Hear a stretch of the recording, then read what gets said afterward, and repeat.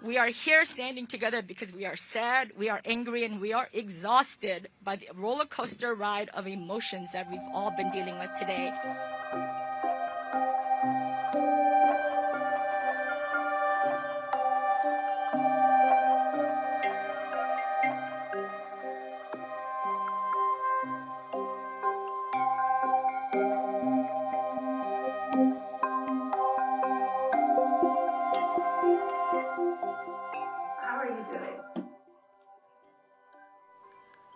Sorry. Many years ago, we chose to come here, not just to pursue the education, but also to pursue a freedom. And this country used to be the country all people look up.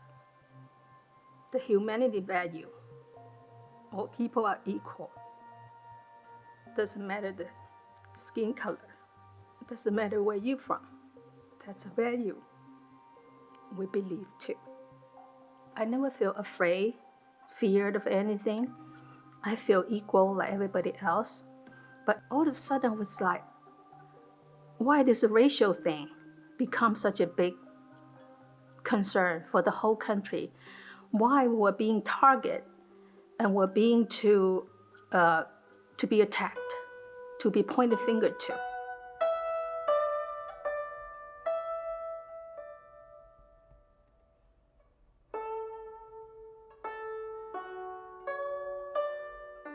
We heard so much, the terrible attacks to the elderly and women, especially in San Francisco and New York. People worry, they say, if something threat to your life and to your parents, your sister, brothers, should we call out for help?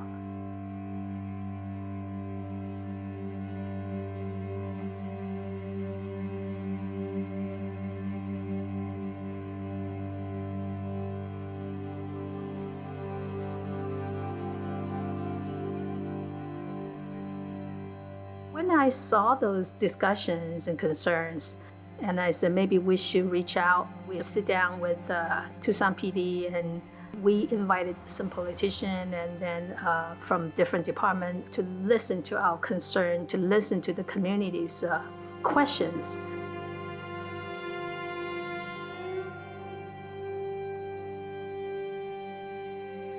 What is the legal grounds to defend myself or my loved ones with a legally owned firearm?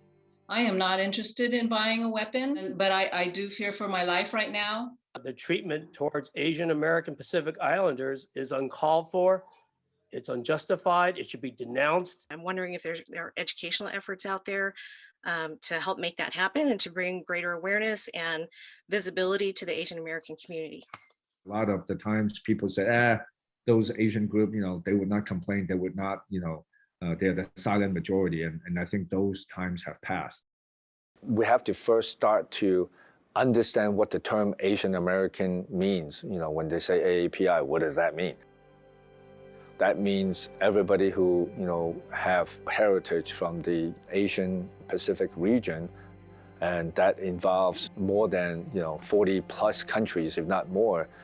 Some of them were natives. They were born here in the United States. So I guess people have to understand the group itself, what it means, and then talk about the contribution.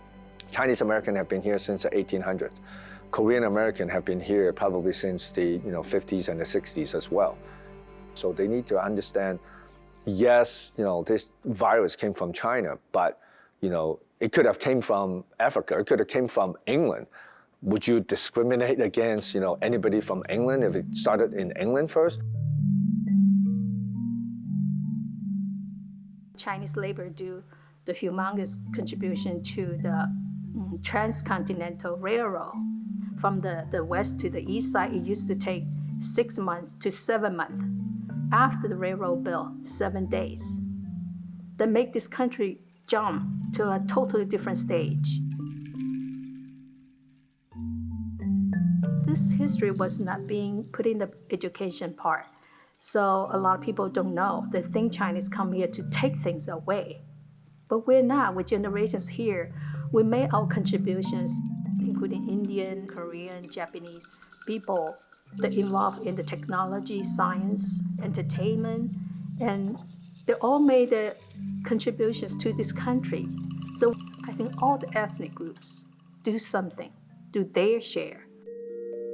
Being an immigrant myself, I think every time I think about the opportunity that was given to me by my parent to go to school here, to make a living here, it's extraordinary.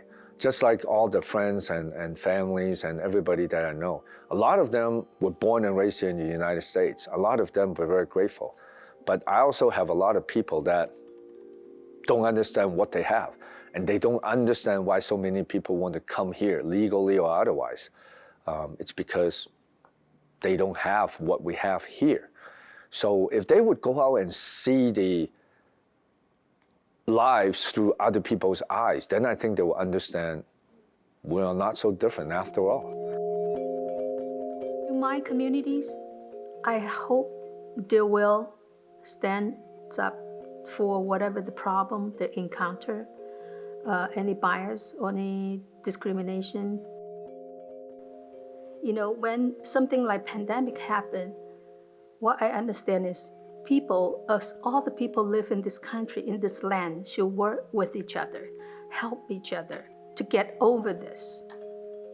Because from time to time, there's pandemic, but pointing to each other doesn't help, doesn't resolve the problem. Helping each other will. United will make us more powerful and stronger.